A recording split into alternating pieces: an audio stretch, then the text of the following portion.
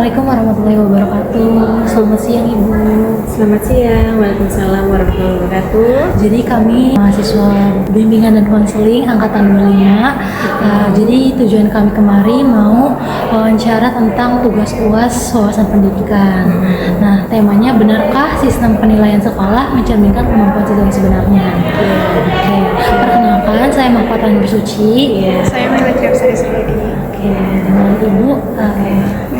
Ya, perkenalkan saya Bu Novi Cahayaningrum. Saya di sini sebagai guru, wali kelas pula, dan membantu di bidang kurikulum juga di SMA Muhammadiyah 11 Jakarta.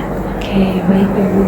Sebelumnya kayaknya kita mau jelasin dulu ya Bu latar belakang isu kenapa kita ngambil si topik ini.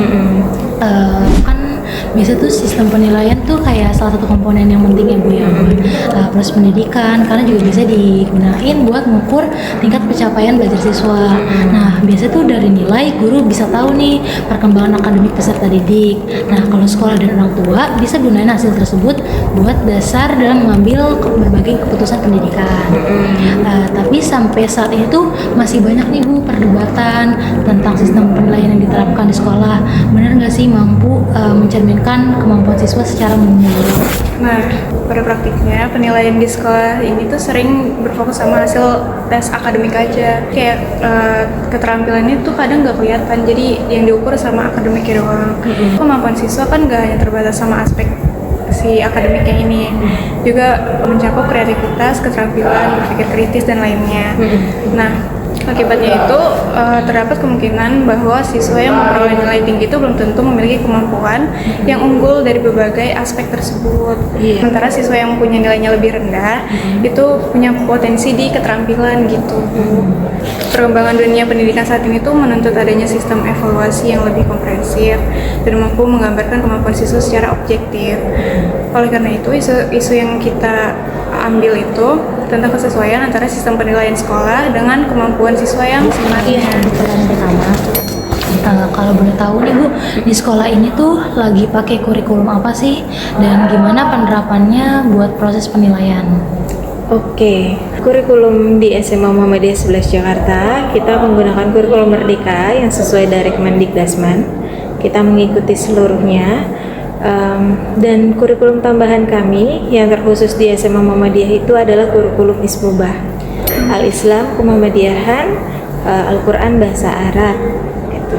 Jadi itu kekhasan kami, kekhususan ya dibanding sekolah-sekolah umum yang lainnya yang Al-Islamnya hanya 3 jam, kami Al-Islamnya 9 jam. Jadi memang kurikulum kami ada 2 di situ. Lalu kurikulum berikutnya kami mengembangkan dari perkembangan ya, misalkan bilingual, yang bahasa Inggris dan lain-lain, dan pendidikan karakter pastinya gitu.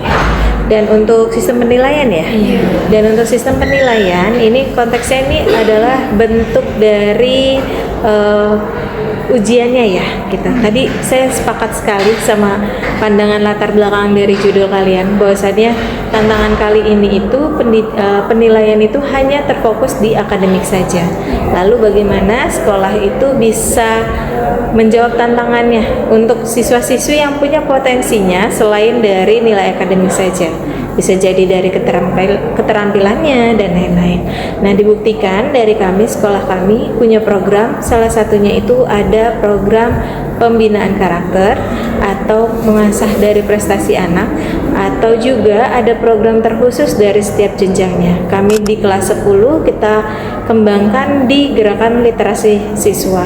Nah, literasi siswa itu menulis buku yang bisa menggunakan bahasa Indonesia ataupun bahasa Inggris atau bahasa Arab.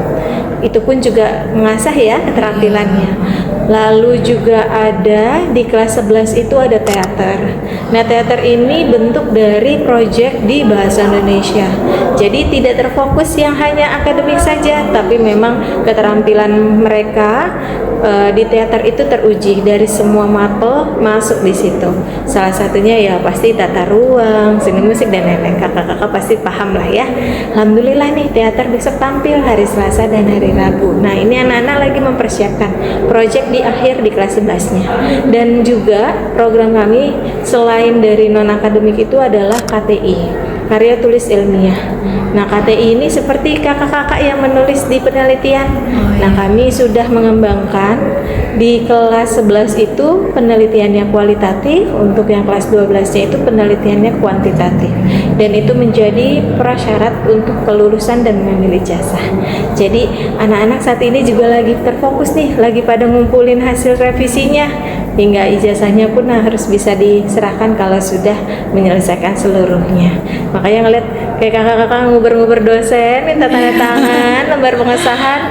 Anak-anak kami di sini sudah merasakannya gitu. Jadi terlatih. Iya, jadi terlatih bagaimana mengkomunikasikan dengan bapak ibu guru, bagaimana dia mensiasati mungkin timnya, memecahkan masalahnya dan lain-lain. Jadi memang penilaian kami terfokus tidak hanya akademik, namun memang mengembangkan dari karakter siswa, salah satunya kemampuan berpikirnya, kreativitasnya dan lain-lainnya.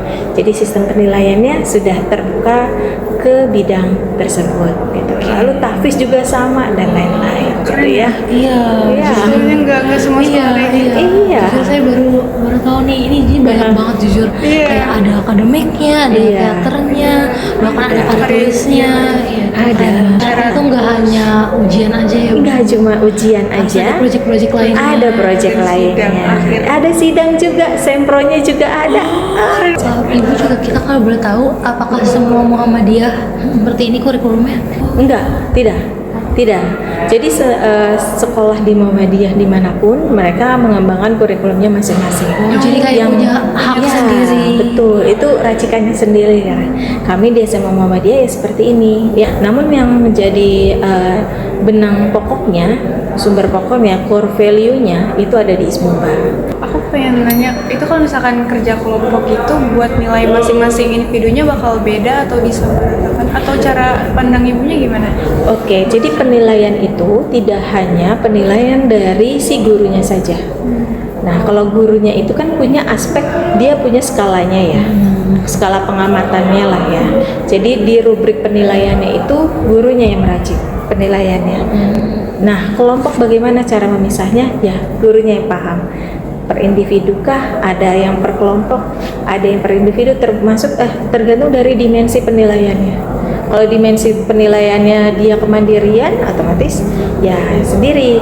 Yang bergotong royong berarti yang kerja kelompok dan lain-lain. Jadi tetap ada instrumennya. Ada, dan penilaian itu tidak hanya dari gurunya, tapi penilaian dari siswa juga ada. Itu iya, antar iya, sejawat. Dua ini, dua arah gitu. Iya, jadi teman-temannya ngelihat juga ya Iya. gimana kerjanya mereka. Betul, jadi memang ada penilaian teman sejawat dari teman yang lain, kelompok yang lain itu bisa menilai. Dan itu tinggal diracik aja persentasenya. Mau berapa persen?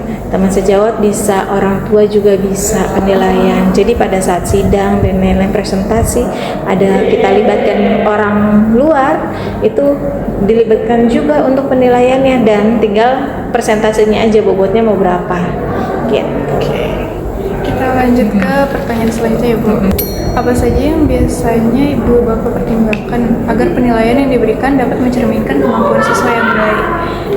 Kayak mungkin kehadiran juga Ya, masuk. Kalau di kita kan kadang kalau di BK sendiri ya Bu, kita tuh dosen kita bilang sikap pun kita dihitung, kehadiran pun dihitung. Nah, kalau di Muhammadiyah sendiri kalau boleh tahu seperti apa? Karena memang ada komponennya ya. Komponen pertama ya dia ketuhanan yang Maha Esa dulu, ibadahnya. iya. Nah, itu ibadah kita jadi poin juga utama. Iya.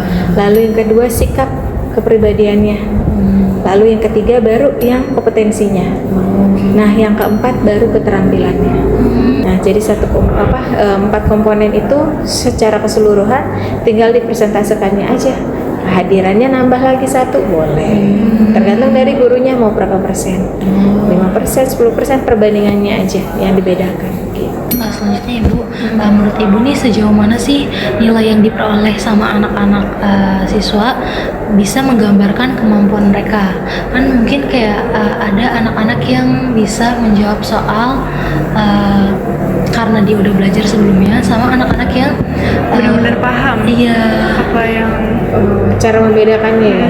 Sebenarnya ini tantangan jadi guru ya. Iya. Karena memang terkadang kita tuh menilai siswa itu terkadang hanya di atas kertas saja. Iya. Kalau anak nilainya 100, kita menganggap dia sudah sangat pintar, melampaui atau dan lain-lain. Tapi padahal pada saat kita tanya jawab komunikasi, dia terbatas, terbata-bata dan lain-lain. Itu tergantung diri juga. Meraciknya bagaimana. Nah makanya dari sikap penilaian tersebut bisa di aspek keempat keterampilannya bisa disesuaikan komunikasi. Bisa jadi presentasi, tim kelompok. Nggak perlu presentasi sebenarnya, dalam kelompok kecil pun itu akan kebaca ya mana yang bisa mengkomunikasikannya dengan baik dan lain-lain. Kayak lagi diskusi gitu juga. Iya, dan tergantung capaiannya. Jadi setiap mapel itu ada CP-nya, capaian pembelajaran. Jadi kalau capaian pembelajaran, mungkin kalau bahasa kuliah itu apa ya? Mungkin target ya. Target yang ingin dicapai di mapel tersebut, misalkan siswa dapat menganalisa materi ini. Ya berarti capaiannya, targetnya anak tersebut hanya di aspek menganalisa.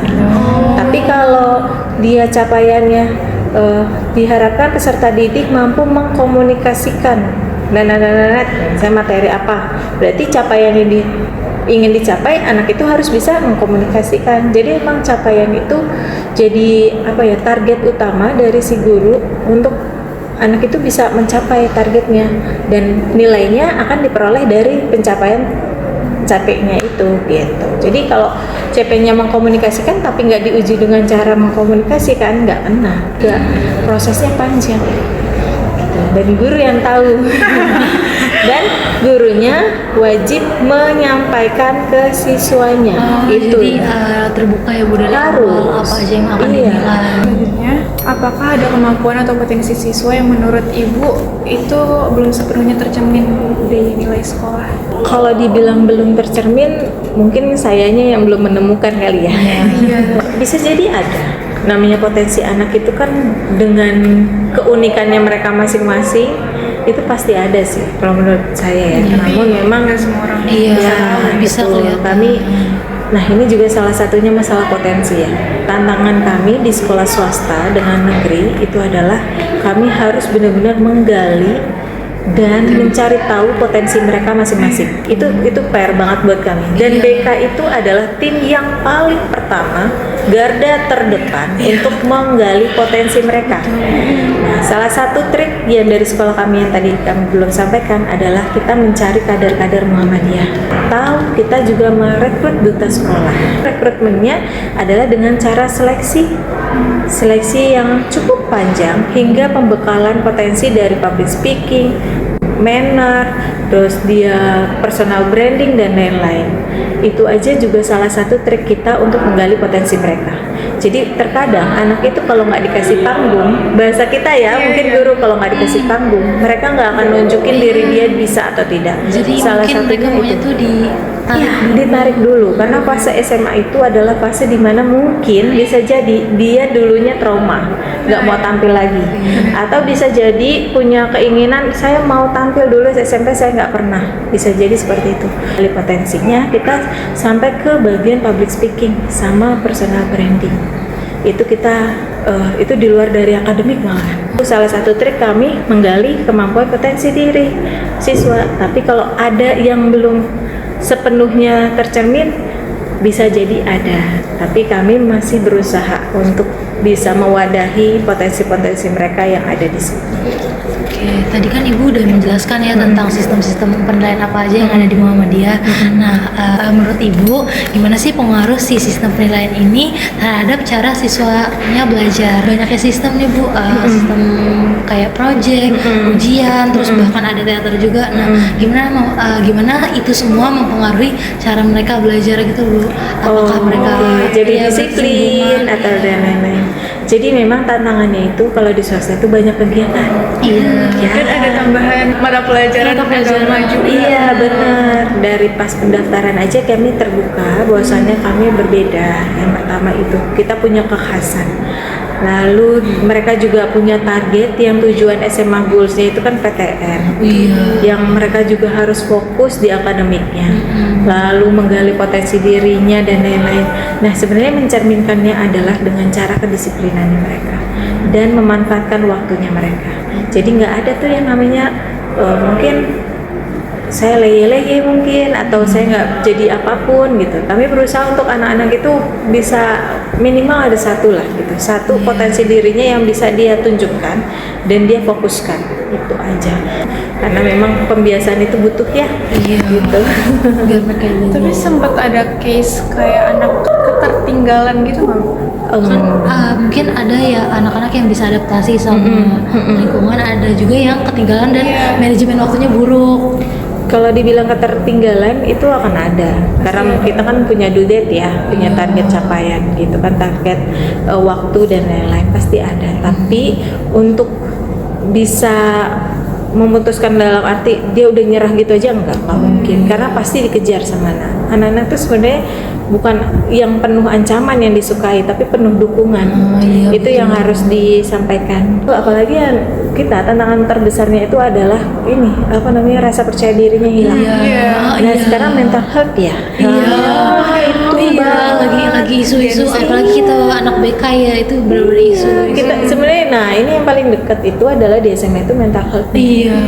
Insecure-nya, kecemasan dirinya, anxiety-nya itu tinggi sekali. Jadi itu harus peka dari bapak ibu gurunya ya. Insya Allah dengan treatmentnya masing-masing dan guru peka memahami ya satu persatu bahwasanya anak ini nggak bisa nih seperti ini, harus diajak komunikasi, bisa kok.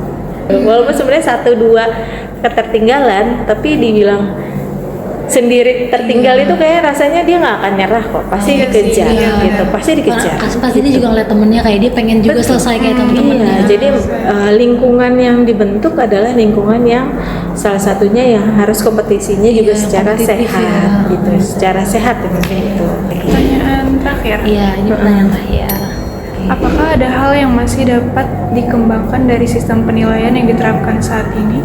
Pasti ada. Kami juga lagi mengembangkan dengan metode yang lain gitu, dengan penilaian bentuk yang lain. Salah satunya di asesmen akhir sekolah. Yang kelas 3 ya, yang kalau kalian tuh ujian sekolah ya. Ya itulah pokoknya asesmen akhir sekolah itu kita mau kembangkan agar anak-anakku juga merasa lebih nyaman secara akademiknya dengan metode yang terbaru atau metode yang lebih mungkin bisa menggali seluruh potensi anak. Salah satunya tadi ya penilaian itu nggak cuma nilai akademik aja, yang lain-lain pun ada, sisi yang lain ada. Nah ini insya Allah lagi diprogramkan dan tahun depan ini sudah dimulai. Itu ada yang terbaru lagi. Oke, cukup ya Mi ya. Nggak berasa. Dulu saya amazed banget sih Bu, ternyata ada sekolah yang menurut saya ini bagus banget untuk bekal kalau misalnya mereka mau lanjut ke kuliah. Karena pasti mereka kan nggak bingung kan saat mereka nanti udah masuk PTN. Makasih banyak Ibu. Ya, sama-sama. Terima kasih semuanya. Assalamualaikum warahmatullahi wabarakatuh. Jadi kenalin, kita mahasiswa BK UNJ angkatan 25. Jadi tujuan kita kemari mau wawancara guru dan murid SMA Muhammadiyah 11. Nah, topiknya itu tentang benar nggak sih sistem penilaian sekolah tuh mencerminkan kemampuan siswa yang sebenarnya. Sebelumnya perkenalan dulu ya, nama aku Mahkota Nur Suci. Nama aku Meili Triapsari Suryadi. Nama aku Gabriel Gunawan dari kelas 12. Aku Ataraska Taula dari kelas 12 juga. Oke. Kita langsung ke pertanyaannya aja ya. Oke, pertanyaan pertama. Pernahkah kamu merasa sangat memahami suatu materi pelajaran, tetapi saat lembar hasil ujian keluar, nilainya justru jatuh? Dan menurut analisis pribadi kamu, mengapa hal itu bisa terjadi? Nah kalau menurut aku pribadi ya, aku kan lumayan bagus kayak di sosiologi, sejarah gitu-gitu ya. Kenapa nilai aku kadang jatuh di setiap hasil ujian gitu, karena yang pertama tuh aku sering banget ke pressure saat mau ujian, karena kayak soalnya yang diambil dari raport kan cuma nilai-nilai akhir doang kan. Terus juga gimana ya pokoknya itulah, lebih sering ke pressure aja. Oke, jadi besar ya pressure-nya Iya, ya. pressure. Nih Mas masih berkaitan nih sama ujian. Kalian pernah nggak sih ngerasa kalian ini udah mati-matian belajar, belajar kayak tiap habis pulang sekolah belajar, terus pas di ujian nilai kalian jelek, sedangkan ada teman kalian yang kalian jarang lihat dia belajar, jarang lihat dia memperhatikan belajar, tapi tiba-tiba justru nilainya kalian bisa. melonjak. Iya, karena kalian pernah nggak menemukan itu? Pernah. Mau cerita gak? Iya. Kebetulan aku salah satu murid yang jarang banget belajar gitu sih. Tapi pure pinter ya berarti. Iya. Tapi ya alhamdulillah. Bakat. Bakat. Oke. Berapa besar sih faktor tekanan mental atau rasa cemas saat menghadapi minggu ujian yang memengaruhi kemampuan kamu buat jawab soal dengan optimal?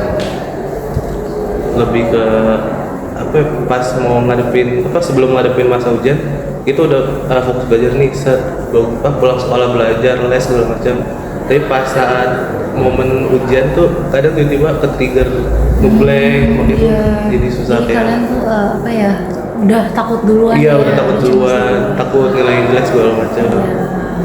Paham sih, reasonable. Selama menjalani proses sekolah ini, kamu merasa lebih terdorong belajar karena rasa penasaran ingin tahu atau lebih karena takut mendapatkan nilai yang jelek? Kalau masa itu sih lebih takut karena nilai jelek ya, karena kan rapot sekolah kan diambil dari nilai ujian akhir segala macam, makanya lebih takut ke nilai jelek. Oke, boleh juga dari opini Om. Kalau aku sih ada beberapa mata pelajaran yang aku belajar tuh karena ya emang aku takut nilai jelek, sama karena emang aku penasaran. Di kalian tuh juga ngejar SNBP nggak sih? Ada beberapa. Atau nggak? Kalau kalian pribadi ya? Aku gimana ya? Aku sempat mau ngejar SNBP, tapi pertengahan sekolah kayak udah mulai males gitu. Kenapa? Karena kayak menurut aku kayak nggak mungkin aja gitu lah. Soalnya nilai aku yang dari awal tuh aku udah beneran turun aja nilainya. Karena pressure ini. Ya karena pressure itu. Kamu ngejar nggak? Kalau aku sebenarnya ngejar, tapi karena dari awal kelas 10 masih main-main, jadi kayak nilai kelas 10 dulu tuh rendah, penting nggak ngangkat nilai rata-ratanya. Iya, ini kalian juga udah pernah eligible belum sih? Kan udah selesai. Udah ya? Udah selesai, udah ngambil diri.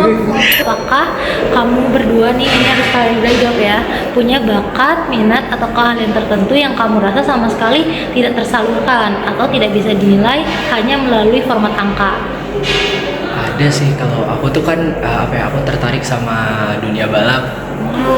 Terus aku dari kecil udah pernah sekolah balap dan yang lain-lain. Terus semenjak masuk sekolah ini kan gimana ya? Jadi aku lebih sibuk ngejar akademik. Ya. Jadi aku nggak bisa ngelanjutin karir balap. Semoga ntar suatu saat kamu bisa lanjutin. Kita berdua dulu. Iya itu. Kalau sih untuk minat bakat sebenarnya ada, tapi udah ya sebagai besar udah tersalurkan karena aku masuk organisasi di sekolah ini. Jadi bener ya, di sini tuh kalau kalian punya bakat minat tuh bisa tersalurkan Iya. dengan baik ya. Ekstrakurikuler kalian ikut nggak? Aku ikut futsal. Aku lupa deh. Lu dulu Marawis. Mana jadi udah. Menurut kalian banyak nggak sih kayak apa namanya, selain akademik tuh apa aja sih biasanya yang jadi penilaian buat di rapot selain kalian ujian? Kita tuh banyak kayak Nilai sikap. iya nilai sikap, sama cara kita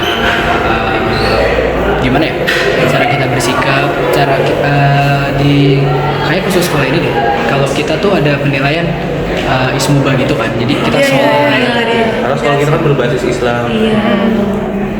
Terus project-project ini juga masuk ke nilai rapot atau enggak? Soal teater tuh kan angkatan atas dapat, angkatan kita enggak. Angkatan bawah dapat gitu. Kenapa kayak gitu? Karena kan kalau kita kan lebih ada kesibukan pikiran kayak Kita ada TKA, tambahan TKA, makanya teater kayak menurut sekolah tuh disingkirin dulu karena buat fokus buat TKA segala macam ujian-ujian. Kok pressure nggak sih dengan adanya karya tulis ini itu? Jujur awalnya aku mikir tuh kayak bakal ke pressure banget, cuman setelah dilakuin dan dijalanin aku ngerasa kayak gampang-gampang aja. Soalnya kalau kita kan sistemnya yang berkelompok gitu kan, bukan yang sendiri-sendiri, jadi nggak terlalu banyak lah pressure. Jadi itu sangat bermanfaat tau kalau kalian Kuliah. kalau misalnya SPMB ini pakai nilai juga atau emang hanya Ada tes? daftar aja? Ada tes nggak? Kita Bagian dapat tes. yang tes dulu. Ada tes kayak jatuhnya tuh kayak tes masuk sekolah kayak MTK. Nggak ada. Dasar doang. Nggak ada agamanya. Ada dong, kan mereka Ada juga ada. Kalau yang agama tuh setahu aku ya, aku kan gak dapet tes agama. Tes yang agama tuh yang buat kayak pengurangan kayak beasiswa gitu loh, kayak iya, Diskon dari sekolah. iya diskon gitu. gimana ya? Yang terakhir ya, menurut kalian, apakah sistem nilai yang cuma fokus pada hasil akhir bikin siswa jadi terdorong buat cari jalan pintas pas ujian? Sebenarnya untuk kayak gitu pasti ada aja yang mikir cara jalan lain. Jadi kalau di sekolah ini sih nilai rapot itu nggak hanya nilai ujian doang, karena dilihat dari nilai sikap, nilai keagamaan juga. Kayak sebenarnya nilai ujian tuh kita cuma dipakai 30%, sisanya tuh nilai sikap sama Jadi makanya nilai beberapa orang tuh nggak terlalu mikirin Iya, nilai ya. Sama nilai keaktifan di ya nilai kelas aktifan di kelas. di mata pelajaran tertentu. Udah cukup ya? Iya, udah cukup. Kita sangat apa ya?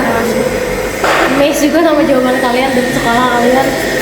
Makasih Sukses. banyak udah bantuin kita, semoga pada sukses. Amin. Dilancarkan kuliahnya ya. Amin.